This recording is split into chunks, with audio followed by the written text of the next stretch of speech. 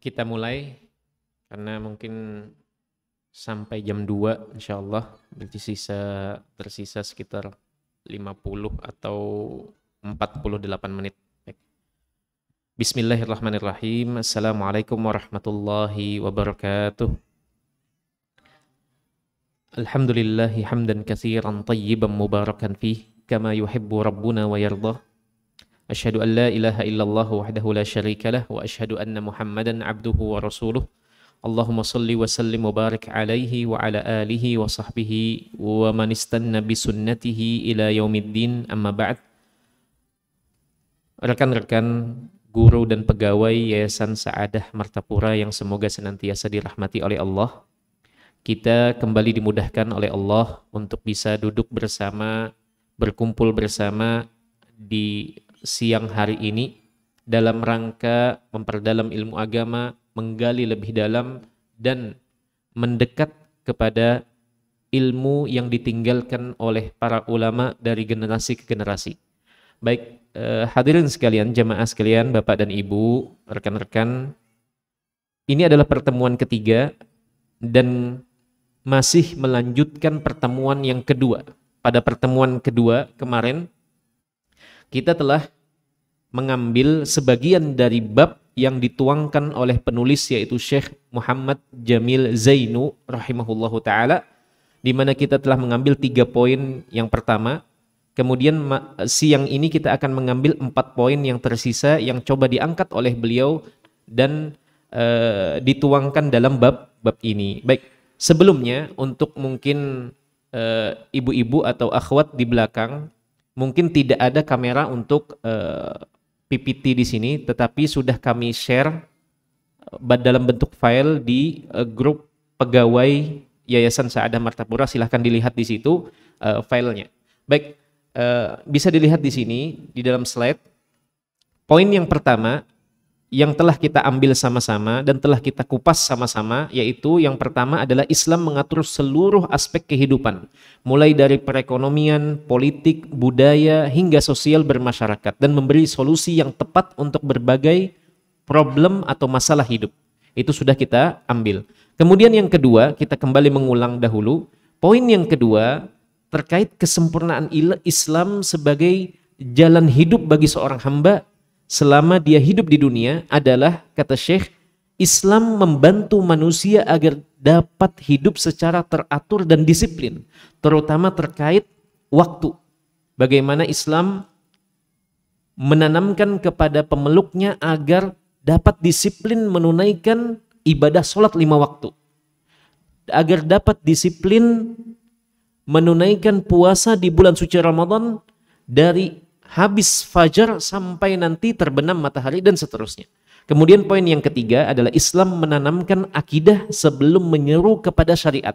Artinya Islam menanamkan keyakinan, pondasi dasar terlebih dahulu, baru kemudian mengajak untuk melakukan implementasi dari keyakinan tersebut, dituangkan dalam bentuk amalan. Baik, itu 3 poin yang telah kita ambil sama-sama pada pertemuan yang kedua kemarin. Nah, jemaah sekalian yang dirahmati Allah, siang ini kita akan mengambil poin yang keempat, kelima, keenam, dan ketujuh yang dituangkan oleh penulis. Baik, poin yang keempat yang akan kita kupas sama-sama di sini adalah Islam itu, agama yang kita anut saat ini, mengajak manusia agar berilmu dan mendorong dirinya untuk terus berkembang, untuk mengembangkan ilmu dan potensi ilmu pengetahuan yang dimiliki oleh umat manusia, tidak mengekangnya. Nanti kita akan jelaskan apa saja contoh-contoh dalil-dalil yang menunjukkan terkait poin nomor 4 ini. Kemudian kita baca lagi poin yang nomor 5, Islam memperbolehkan manusia untuk menikmati harta yang halal. Dia sudah bekerja dengan baik, mencari hartanya dengan cara yang dibenarkan secara syariat, maka Islam mempersilahkan untuk menikmati harta tersebut, sekaligus untuk mendorongnya membantu sesama. Kemudian poin nomor berikutnya, nomor 6, Islam adalah agama perjuangan dan pengorbanan. Artinya setiap orang Islam itu mau tidak mau rela tidak rela, harus menunjukkan pengorbanan dirinya dan juga perjuangan demi agamanya. Nanti akan kita bahas apa saja yang dapat kita lakukan dalam mewujudkan perjuangan dan pengorbanan kita sebagai orang Islam. Baik, kemudian poin yang terakhir adalah Islam menghidupkan, bukan mematikan, menghidupkan keleluasaan dalam berpikir, beranalogi, dan berlogika selama hal tersebut sesuai dengan kaidah Islam yang benar. Itulah 4 poin yang akan kita bahas sama-sama hadirin sekalian pada siang kali ini. Baik, kita lanjutkan. Sepertinya ada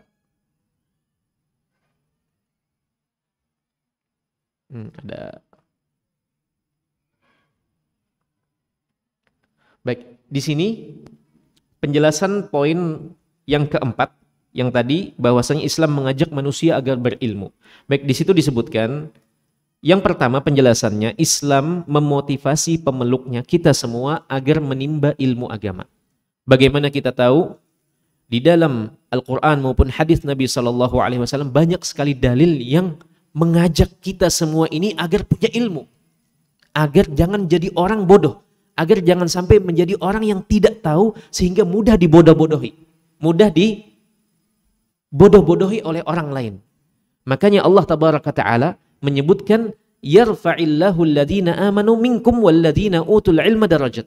Allah akan tinggikan derajat orang yang punya ilmu dibandingkan yang tidak punya ilmu.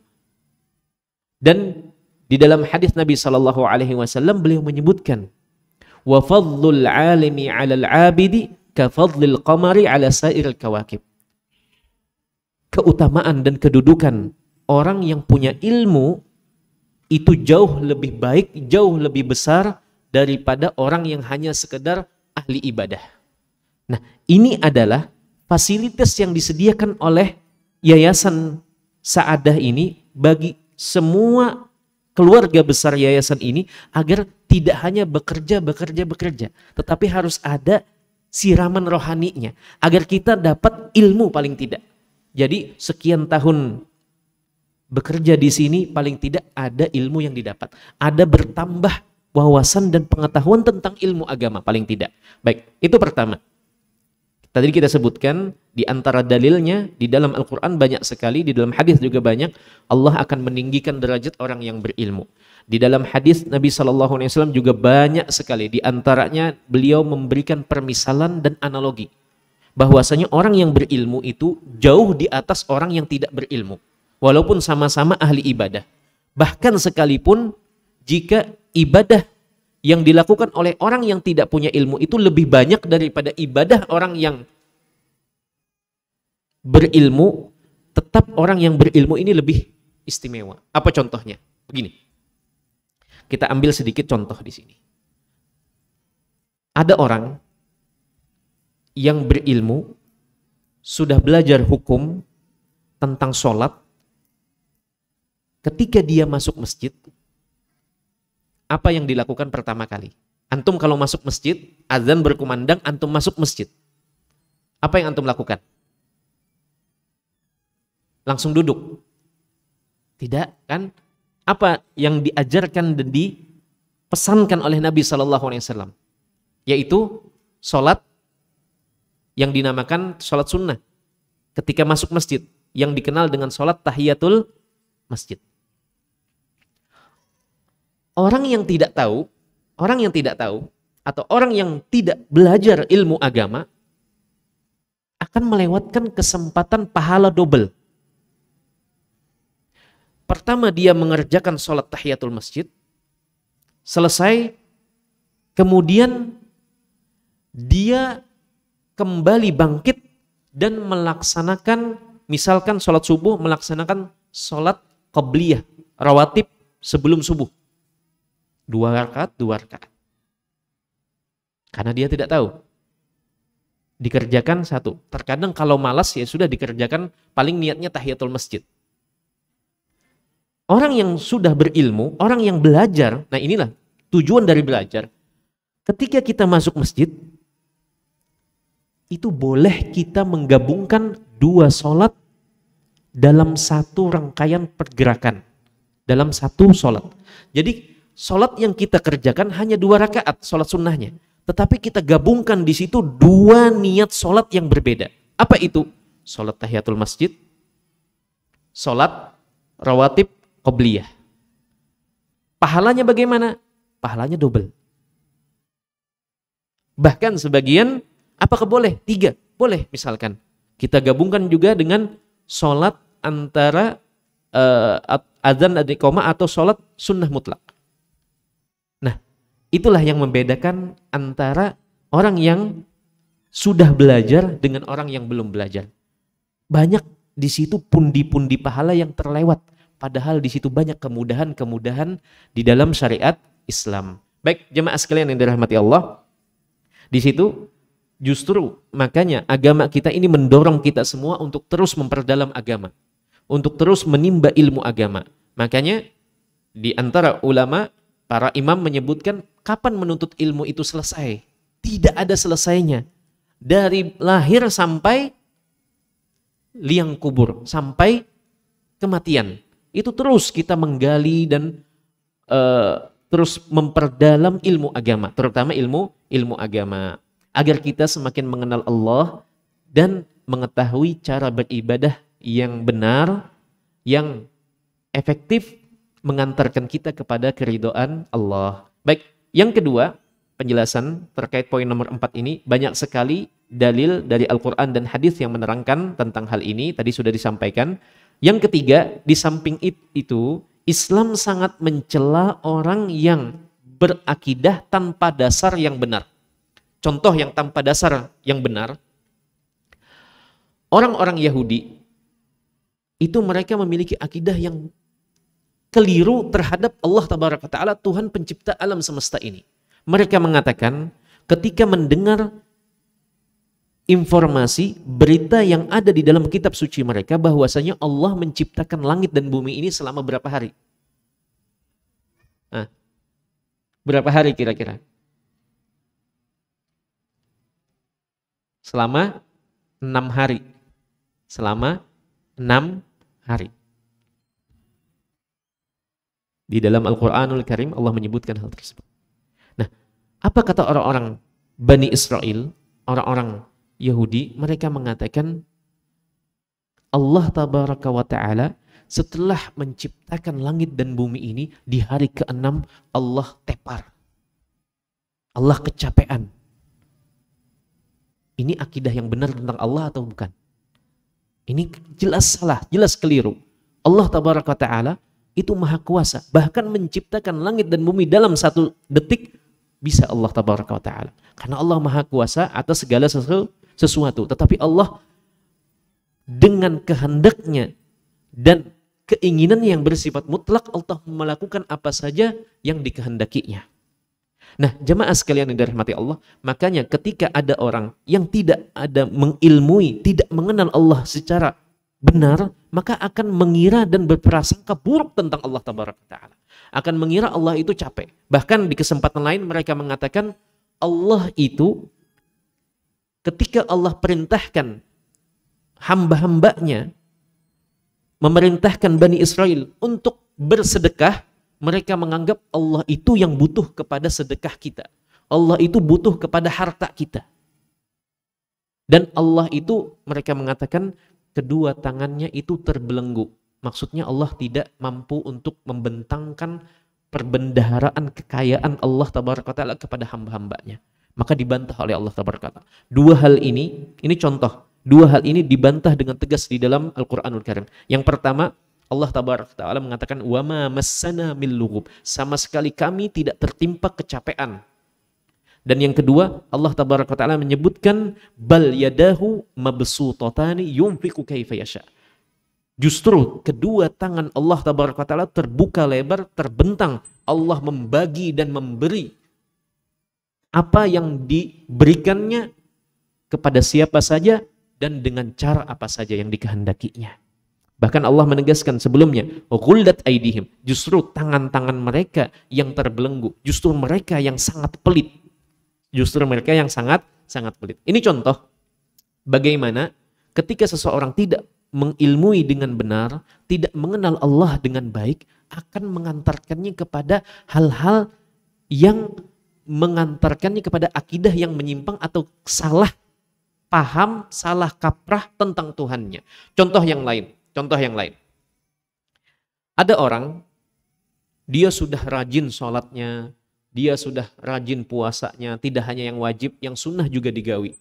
Dia rajin sholat sunnah, di samping sholat wajib, dia puasa tidak hanya di bulan Ramadan, dia rutin puasa sunnah, Senin Kemis, puasa 3 hari di setiap bulan. Artinya dia sudah menjaga, dia tidak menzalimi orang lain, dia menjaga jangan sampai dia memakan harta orang lain, dia tidak mengambil haknya orang lain, dia sudah jaga betul. Kemudian dia ditimpa musibah yang bertubi-tubi. Mulai dari ditinggal wafat anaknya, dia ditimpa penyakit yang berat, berbagai macam penyakit menimpanya. Kemudian dia mungkin usahanya mengalami penurunan atau kebangkrutan, atau dia dipecat dari pekerjaannya, misal. Karena tidak tahu betapa baik dan sayang Allah kepada semua hambanya yang beriman, pasti akan terbetik, kalau tidak mengetahui, tidak berilmu tentang Allah, akan berpikir bahwasanya Allah itu tidak adil. Allah itu telah menzalimi dirinya. Aku sudah berusaha taat, aku sudah berusaha menjaga batasan-batasan Allah, ternyata aku mendapatkan hal-hal pahit seperti ini. Sementara temanku jarang terlihat sholat berjamaah. Puasa Ramadan juga kadang-kadang. Dan banyak tindakan-tindakan kezaliman kepada orang lain dilakukannya. Dia hidupnya enak. Anaknya sehat-sehat, pintar-pintar, dan seterusnya. Nah, prasangka-prasangka buruk ini muncul kapan? Ketika seseorang belum betul-betul mengenal Tuhannya. Belum betul-betul mengenal Allah Tabaraka Ta'ala. Maka jangan sampai jika ada di antara kita yang hadir di kajian seperti ini pernah berpikir yang buruk, berprasangka yang tidak baik tentang Allah, segera bertaubat kepada Allah, minta ampun kepada Allah Tabaraka Ta'ala. Karena setiap takdir yang Allah takdirkan kepada setiap hambanya itu pasti yang terbaik bagi masing-masing hambanya. Nah, itu terkait contoh tadi, penjelasan ini. Kemudian di antara yang lain adalah, dan juga Islam sangat mencela orang yang beribadah tanpa landasan yang sah. Karena kekurangan atau ketidaktahuan tadi, ilmu tadi. Baik, yang terakhir, ilmu pengetahuan umum pun turut berkembang pesat di tengah kaum muslimin. Dan bukti konkretnya bisa dilihat dalam sejarah peradaban umat manusia, ketika di abad pertengahan itu daerah-daerah di Eropa itu tengah dalam masa atau era kegelapan. Tuan tanah, bangsawan menguasai tanah berhektar-hektar, dan orang yang tinggal di tanahnya itu tidak ubahnya seperti budaknya. Tidak berhak punya kekayaan, dan seterusnya. Ditindas semaunya, dan seterusnya. Artinya kekayaan itu hanya ada pada orang kaum bangsawan saja.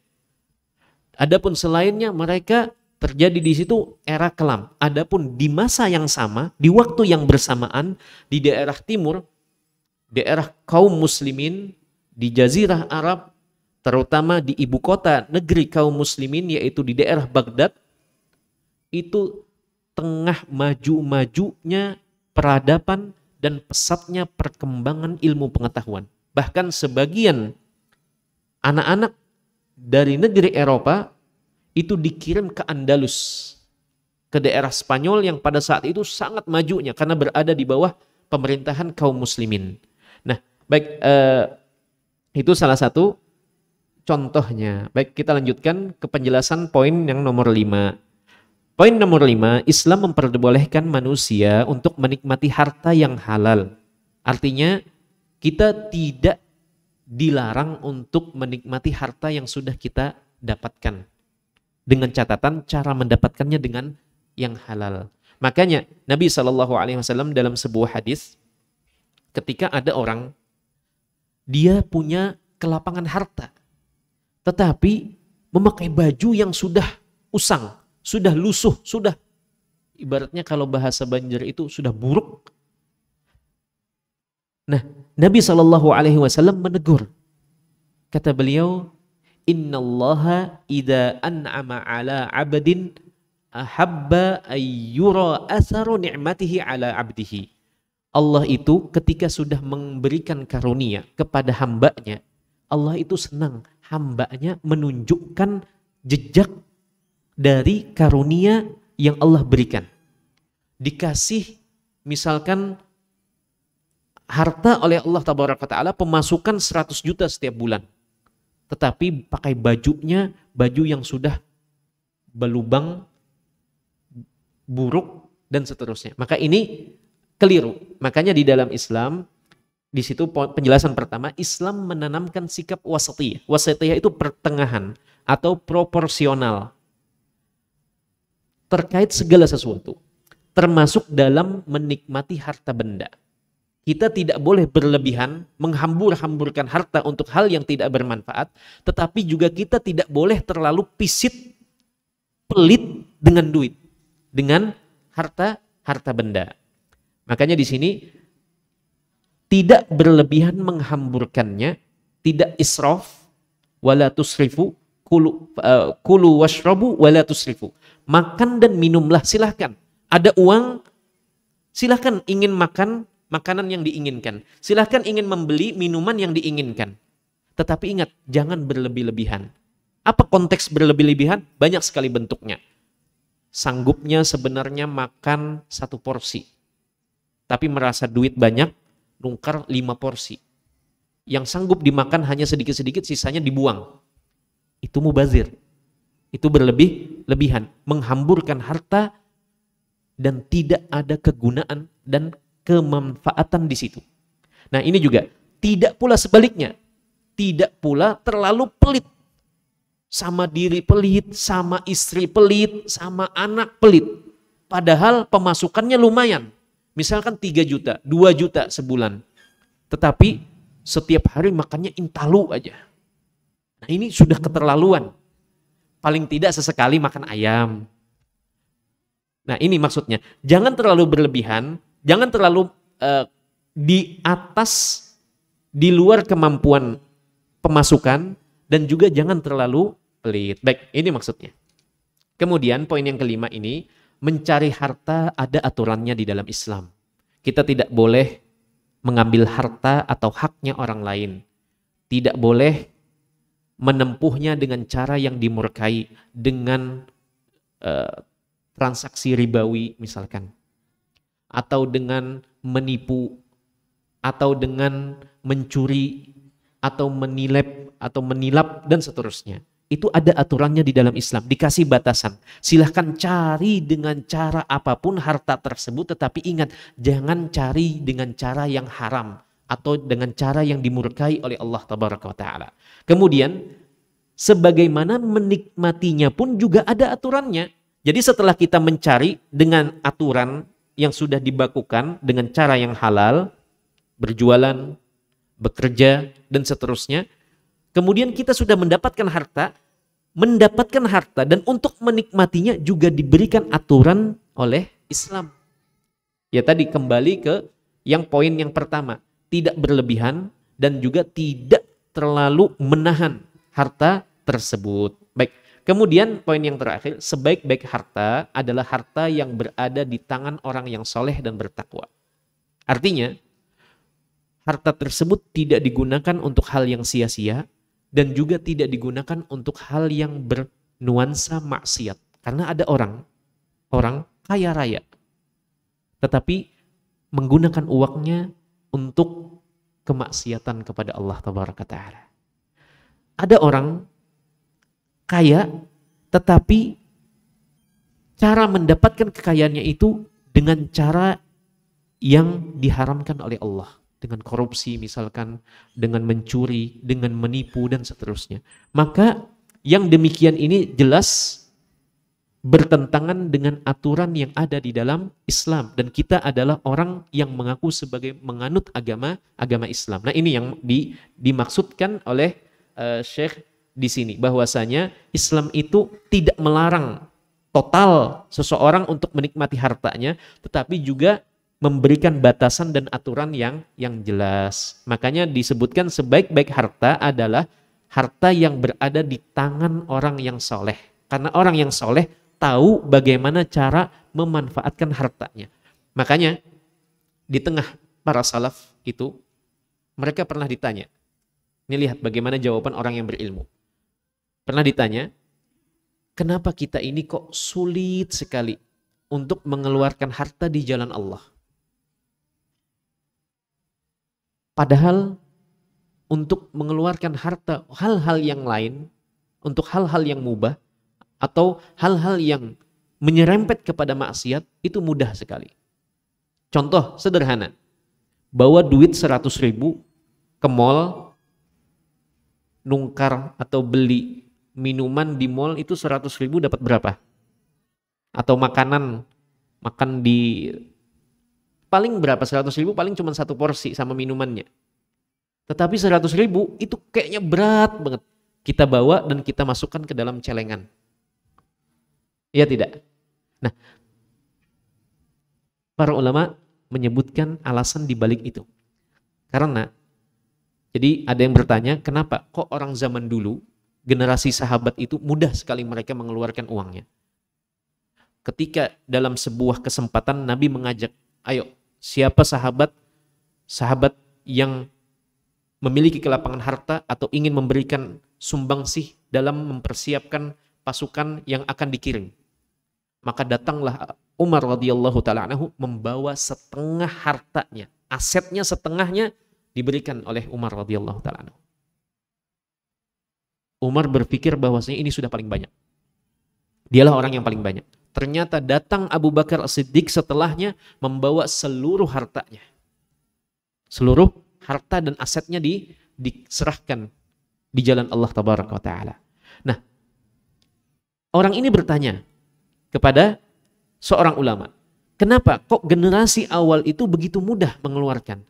Kata beliau, rahasianya adalah terletak pada mereka harta itu bukan diletakkan dan disimpan di dalam hatinya, tetapi cukup diletakkan di tangan. Mindset seperti ini, pola pikir seperti ini akan memudahkan kita dalam dua hal. Yang pertama, tidak terlalu berat untuk menggunakan harta tersebut, uang tersebut dalam hal-hal kebaikan. Entah itu kebaikan kita yang bersifat duniawi atau kebaikan yang bersifat ukhrawi, sedekah, zakat, dan seterusnya. Yang kedua, manfaatnya adalah ketika seseorang meletakkan harta itu di tangannya, bukan di hatinya. Harta itu bukan ditempel di hati tetapi di tangan, dan ini memang berat. Ini butuh perjuangan, makanya nanti akan disinggung oleh Syekh bahwasanya agama Islam ini adalah agama perjuangan dan pengorbanan. Butuh pengorbanan. Kalau tidak mau berkorban, tidak mau berjuang, maka ikuti jalan setan. Nah, karena generasi-generasi awal dididik oleh Nabi SAW untuk berjuang dan berkorban.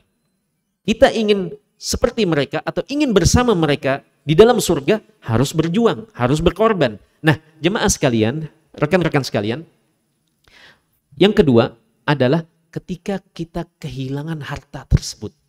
Entah itu harta tiba-tiba diambil orang, atau ditipu orang, atau harta tersebut hilang kececer, paling tidak bersedihnya itu tidak bersedih yang sangat dalam. Karena kita meletakkannya di tangan. Makanya itu tadi, sebaik-baik harta adalah harta yang berada di tangan orang yang saleh lagi bertakwa. Baik, penjelasan yang keenam. Yang keenam adalah Islam adalah agama perjuangan dan pengorbanan. Setiap muslim siap berjuang dengan harta dan jiwa raganya untuk membela agamanya. Di sini penjelasannya.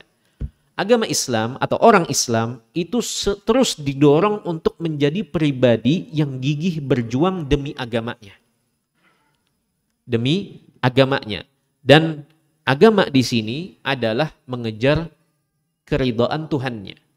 Artinya orang Islam itu dia boleh saja kehilangan hartanya, boleh saja kehilangan orang yang dicintainya, tetapi jangan sampai dia kehilangan imannya kepada Tuhannya, imannya kepada Allah Tabaraka Ta'ala. Maka di sini membutuhkan perjuangan, perjuangan, dan perjuangan tersebut dituangkan melalui pengorbanan jiwa raga.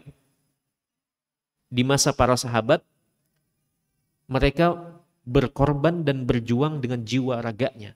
Mereka ketika keluar seruan dari Nabi SAW untuk turun ke medan perjuangan, ke medan peperangan, para sahabat semuanya siap mengorbankan jiwa raga mereka. Dan itu, di masa itu, orang yang sudah terjun ke medan perang, itu hanya dua kemungkinannya. Satu dari dua pilihan. Pilihannya mati di situ atau pulang. Dan peluangnya itu 50%. Artinya ketika kita sudah terjun ke situ, 50% kita masih hidup, 50% kita meninggal dunia. Tetapi itulah Islam mendorong pemeluknya untuk berjuang. Dan juga di situ mengorbankan harta benda. Apakah zaman sekarang kita tidak perlu lagi itu? Tetap perlu. Kita berjuang dengan jiwa raga kita agar ibadah-ibadah tersebut terlaksana dengan baik dan sempurna. Ketika sholat dikumandangkan dan tubuh kita sedang mengajak kita untuk tidak ke masjid, untuk berleha-leha di dalam rumah, maka itu adalah perjuangan kita saat ini. Dan perjuangan ini tidak ada apa-apanya dibandingkan perjuangan para sahabat Nabi SAW. Ada yang pikirannya kalau ke masjid ini pilihannya satu dari dua, 50% hidup, 50% mati. Ada? Tidak ada. Pasti hidup, tidak ada insya Allah. Kecil kemungkinannya meninggal di perjalanan, tidak ada. Nah, bandingkan dengan perjuangan yang dilakukan oleh para sahabat Nabi SAW. Kemudian harta benda. Di masa itu mereka tidak hanya ringan mengeluarkan harta benda mereka di jalan Allah Tabaraka Ta'ala, tetapi mereka juga mengeluarkan harta benda tersebut tanpa memikirkan dan perhitungan. Baik, penjelasan yang kedua. Hal demikian bertujuan agar masyarakat dapat hidup dengan damai dan nyaman. Maksudnya apa? Ketika seseorang itu sudah tumbuh menjadi pribadi yang siap berjuang dengan jiwa raganya, dengan harta bendanya, maka yang ada adalah nanti masyarakat yang ada pada saat itu akan menjadi masyarakat yang saling menguatkan. Menguatkan. Di sini, jika ada orang Islam yang membutuhkan uluran tangan, maka akan ada orang Muslim yang lain yang akan hadir di hadapannya dengan tenaga atau harta atau kedudukannya. Makanya di dalam hadis Nabi SAW beliau menyampaikan terkait bagaimana kita memberikan manfaat kepada saudara kita kalau kita tidak mampu dengan tenaga, tidak mampu dengan harta, maka paling tidak dengan kedudukan. Misalkan jika kita punya kedudukan. Maksudnya apa? Kata Nabi SAW, Ishfa'u tu'jaru. Kasih syafaat. Maka kalian akan mendapatkan pahala juga. Kita tidak bisa membantu orang dengan harta kita. Kita tidak bisa membantu dengan tenaga kita. Paling tidak dengan kedudukan kita atau posisi kita ataupun dengan pikiran kita. Kita ikut memberikan pikiran. Tidak mampu juga dengan pikiran, paling tidak dengan perasaan kita. Kita tunjukkan empati kepada saudara kita yang sedang tertimpa kesulitan misalkan. Dengan perasaan, tunjukkan empati kita. Misal ada yang sedang tertimpa musibah. Misalkan rumahnya terbakar. Habis semua harta bendanya. Bajunya semua tidak bersisa kecuali yang dipakainya di badan. Kita melenggang di hadapannya dengan menunjukkan habis nukar baju yang hanyar. Ini kan menunjukkan tidak adanya empati. Sementara poin yang nomor 6 ini, orang Islam itu didorong untuk menjadi pribadi yang gigih berjuang dan berkorban demi agamanya. Maka di sini akan tumbuh di situ ketika ada yang membutuhkan, ada yang siap memberikan bantuan dan seterusnya. Dan seorang muslim diarahkan untuk selalu memprioritaskan kehidupan akhiratnya dibanding kehidupan dunianya. Baik, poin yang nomor 7. Dan ini yang terakhir sebelum waktu kita habis. Poin yang nomor 7 yaitu Islam menghidupkan keleluasaan dalam berpikir selama hal itu sesuai dengan kaidah Islam yang benar. Maksudnya apa? Penjelasannya apa? Di sini bisa dilihat. Islam tidak melarang atribut dasar manusia. Yang membedakan manusia dari hewan adalah Allah berikan akal. Manusia dibekali akal. Nah, dan akal ini fungsinya adalah untuk berpikir, beranalogi, dan berlogika. Nanti akan dijelaskan maksud dari hal-hal ini. Bahkan justru mendorongnya untuk tetap menggunakan akal sehat seperti penggunaan analogi dan logika. Baik, apa maksud analogi? Ngalih benar istilahnya. Nah, baik, analogi di sini adalah mengkomparasikan, memberikan satu kesamaan dari dua hal yang memiliki titik kesamaan. Contoh di sini Nabi SAW menyebutkan masalul mu'min kan-nakhlah atau kama qala sallallahu alaihi wasallam. Kata Nabi SAW, permisalan orang mukmin itu ibarat pohon kurma. Di sini ada dua hal yang berbeda. Ada pohon kurma, ada manusia. Tetapi ada letak atau titik kesamaan di situ. Demikian pula banyak sekali digunakan analogi ini di dalam ayat-ayat suci Al-Qur'anul Karim dan di dalam hadis-hadis Nabi Shallallahu Alaihi Wasallam. Itu namanya analogi. Baik, adapun logika itu adalah segala sesuatu yang masuk akal. Segala sesuatu yang masuk akal. Dan analogi, logika, berpikir itu adalah fungsi atau peran yang dijalankan oleh akal yang diberikan Allah kepada manusia sebagai bekal hidupnya. Itu pertama. Kedua, menurut Islam, akal manusia ini punya batasan. Sebagaimana penglihatan manusia itu punya batasan. Ada batasan atau kada? Ada batasan. Berapa jarak yang mampu dilihat dengan jelas oleh mata manusia?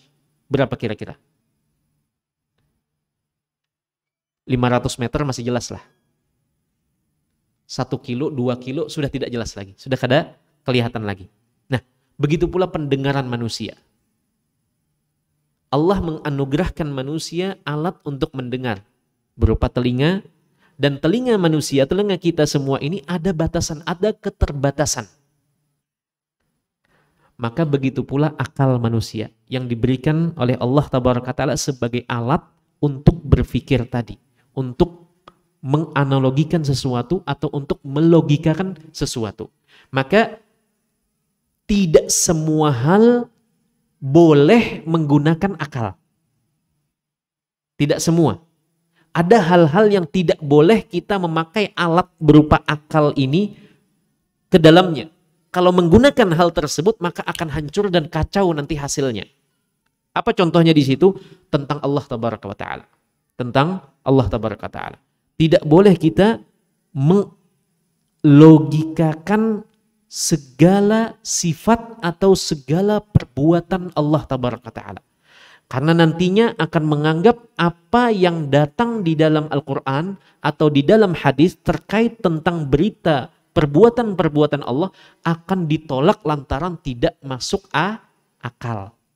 Maka dalam hal ini ketika orang sudah menggunakan logika, akalnya dalam pembahasan tentang Allah Tabaraka Ta'ala, tentang perbuatan-perbuatan Allah, tentang sifat-sifat Allah, maka akan hancur dan kacau hasilnya.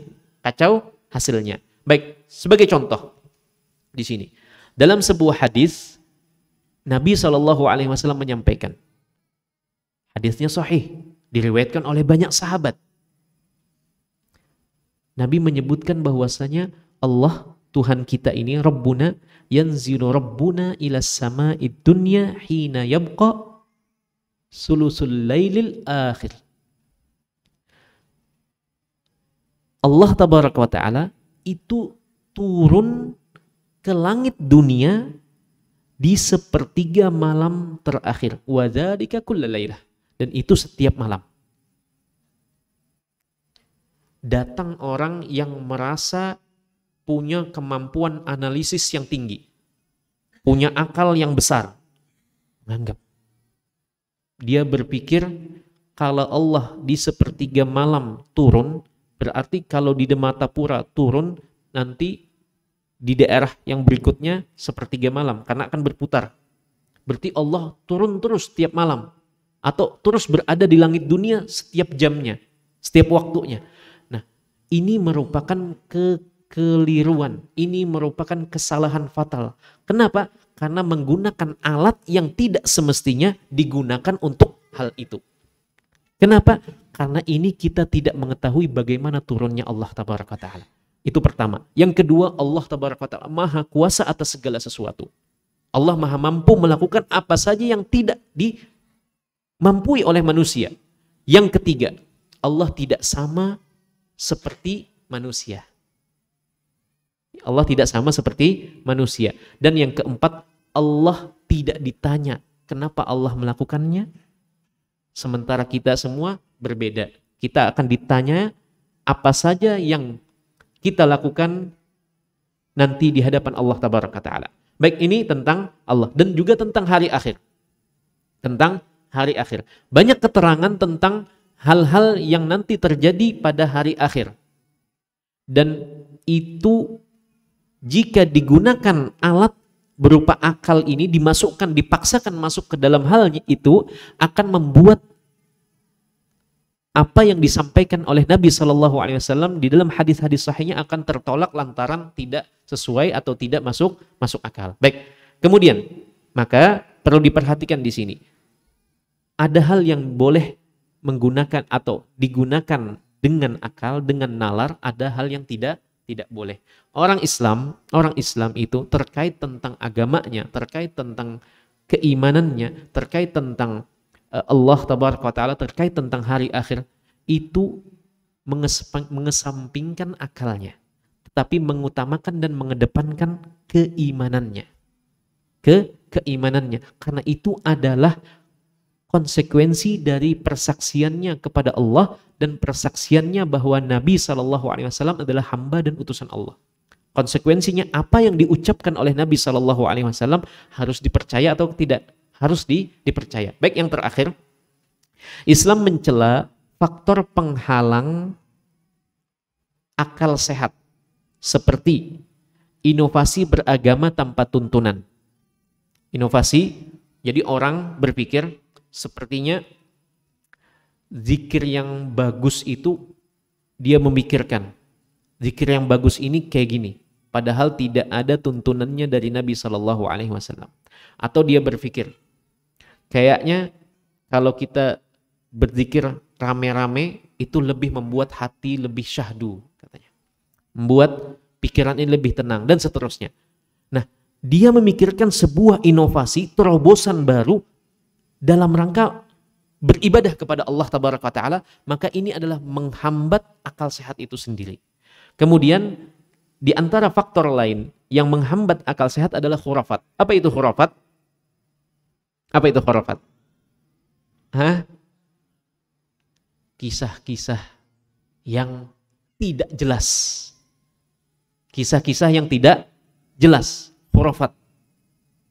Kisah-kisah yang bertentangan dengan akal sehat dan bertentangan dengan kaidah-kaidah umum dalam agama kita, dan juga termasuk juga adalah hadis palsu. Baik, inilah penjelasan tentang bab atau tadi bab Islam adalah jalan hidup yang sempurna, di mana Syekh Muhammad Jamil Zainu rahimahullahu taala menyebutkan ada 7 poin di situ, dan telah kita ambil penjelasannya, telah kita kupas sama-sama dari poin pertama, poin kedua, poin ketiga sampai poin ketujuh pada 2 kesempatan atau pada 2 pertemuan. Nanti bisa dibaca kembali file atau